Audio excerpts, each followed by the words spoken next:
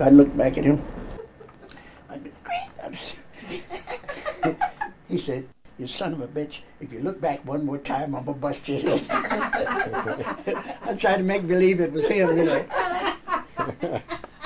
I had some times. Could you do that story about the Orpheum again? Yeah, okay. I could pop it on here? Well, it was a Charleston contest. This was 1925. No, earlier than. It must have been 1924, 23 or 24. Charleston had just come out, and I had learned to do the Charleston quite well, and they had a contest started on Monday and end on Sunday. All of the contestants on Sunday, they would find it was 25, 15, and 10. That was the prize money. And so I had gone into this, and them not knowing who I was or what I was, and they had colored ushers. That's all allowed in that theater then, except up in the buzzard roost, you know. And so he, I think, went back to high school and told everybody that I was there.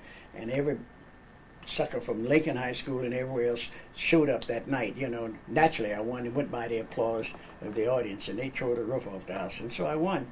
So the guy came back, and he paid off everybody, paid off the third prize and second prize. So he said, "You wait right here."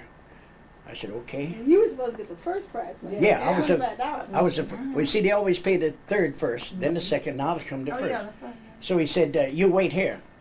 But you figured somebody told on you? Yeah, I figured one of the ushers told.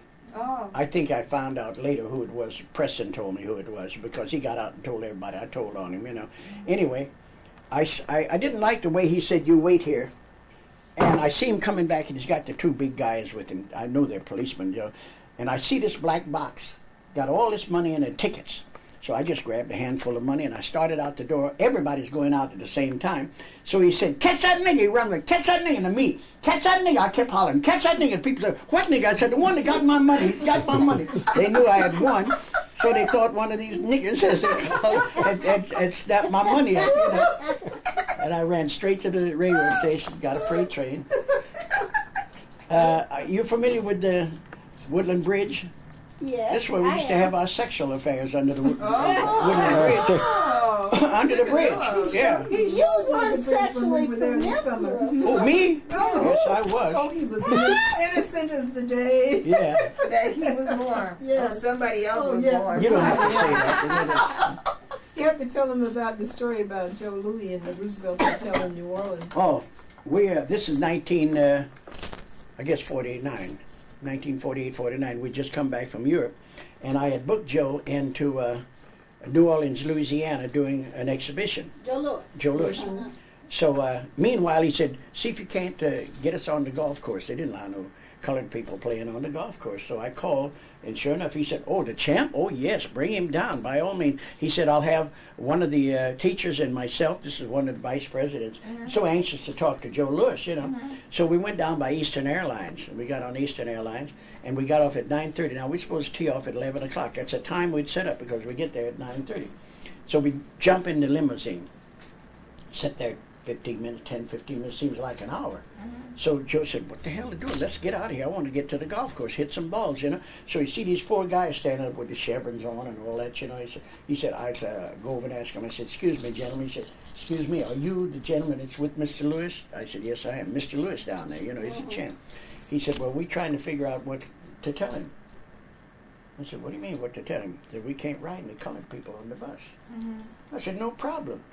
I said, "I'll go and tell him." I said, "Joe, they don't want no niggas on the bus. Get off." So he said, "Well, why in the hell didn't they say that?" So we're going to get in the yellow cab.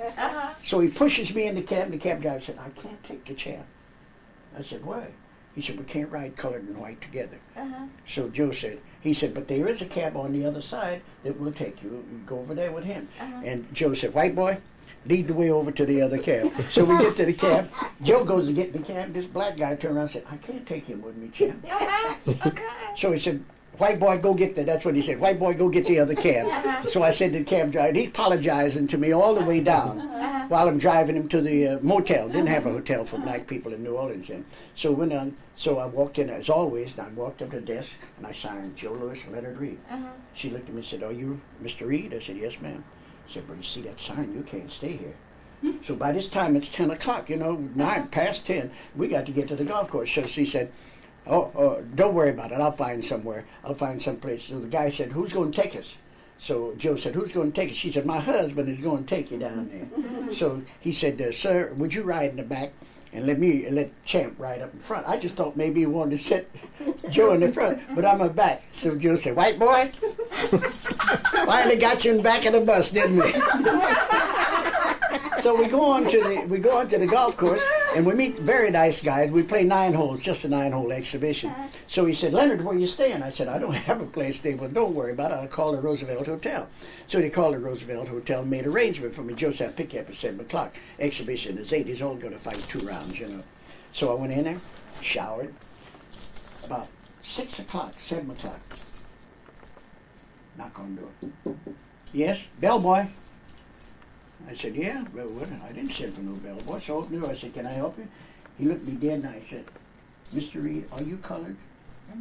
I said, what the hell makes you think I'm colored? I got very indignant. You know, I'm in New Orleans, Louisiana. He said, well, there's a lady down, a colored lady in the lobby with 2 kids. Said that she's your wife and that your kids are there. And they're colored, Mr. Reed.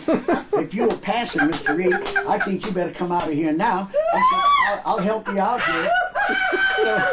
So he takes me out the freight elevator, take me around, and I got bag in my hand and I'm coming down the alley, and Joe Louis sitting over there with the guy that drove us, laughing his ass off. Had paid the woman $50. He set it up with the clerk, set it up with the hotel and everybody. Said, want to have some fun out of him, you know. But I was scared, don't you think I was? Boy, he was laughing like hell. He was a real jokester. He could tell more jokes. Yeah, we in Manila, and we got 2 girls, gorgeous girls. We wined and dined them, took them to the theater, and took them out bowling and everything. And Joe's supposed to end up with one, I'm going to end up with the other. The other couldn't have a period or something. She couldn't do nothing, so that was his girl. But my girl was straight. I said, come on, we're going to have a ball. I get you a shower. I said, come on, get in the shower with me. She said, okay. I got naked and got in the shower. She didn't come. I put my robe. I said, what the hell? Joe's got her by the arm, and they're walking out the door. I said, what the hell's going on? She said, I'm going to go to bed with you. I said, why not? She said, Joe Louis said you got gone the rear. I don't have nothing. He didn't want, because he couldn't get nothing. He didn't want me to have nothing, yeah. He was something else. His wife broke up our act, though. We were in Honolulu playing. You guys had an act? You and Joe Louis? Oh, God. Yeah, no, I saw. Yeah. No, I'm talking about we were on the Sullivan Show. Yeah. Yeah. Well, I'm sorry, I didn't mean to interrupt. I just didn't realize that. I thought you just did some No, movies we had an act. together. We did it. Played the Palladium in London, played the Palace, we played everywhere. Oh, neat. Yeah, we played the Palomar, and played St. Louis, played Chicago, played everywhere. I took them out on the road for 90 days. We had 91 nighters. Buddy Johnson's band, Lester Young. Dusty Fletcher, Was Ruth Brown? Ruth Brown, the Clovers. Oh, Ruth Brown. Had the Clovers and had they all were on the show with me.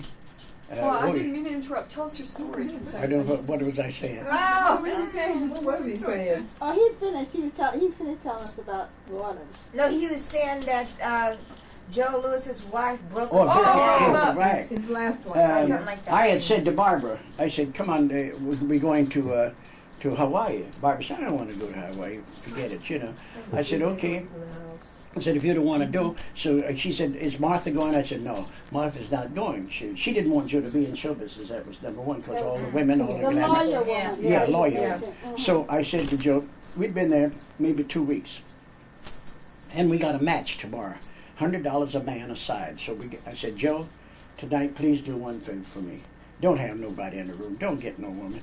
I said, just cool it now. Just cool it. We got to play this match tomorrow, okay? I always believe in you can't play and do it. You know, so I go to bed, and we got rooms like you come out my door and walk into his room, you know. So when I got up, I went over and I said, come on, Joe, goddamn, get that bitch out of here. She stepped out and said, what bitch did you expect?